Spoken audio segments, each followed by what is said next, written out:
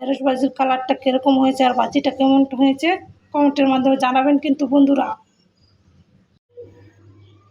আসসালামু আলাইকুম। তো আজকের ভিডিওটা রান্না থেকে শুরু করলাম। তা কী রান্না করবো, ওই তো গুঁড়া মাছ ভাজি করব, আর এদিকে ঢেঁড়সটা একটু অন্যরকম করবো, বড় বড় করে নিছি। আর এখানে তেল দিয়েছিল কড়াইতে, তো এখন তেলের ভিতরে আমি পিঁয়াজ দিয়ে দিব। তো ঢেঁড়স ভাজি করবো,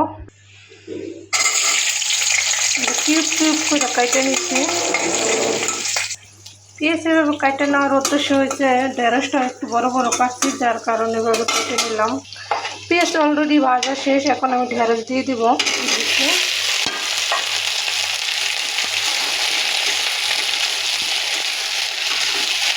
দিয়ে দেবো সামান্য একটু হলুদ, লাড়াচাড়া দিয়ে একটু কিছুক্ষণের জন্য ঢেকে রাখবো।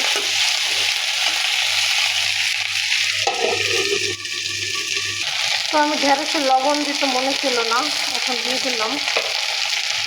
একটু নাড়া দিয়ে দিই।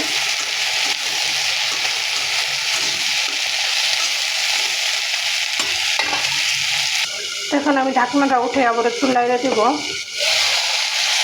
ওয়াও, সেই না কালারটা, সবুজ সবুজ।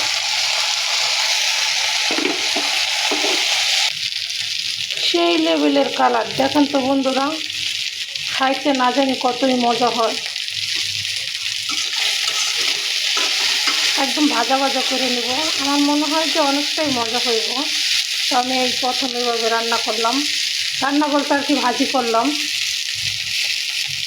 তো সাথে থাকুন। তো আমার ঢেঁড়স ভাজি যে রান্না করা শেষ, এখন আমি নামিয়ে নেব।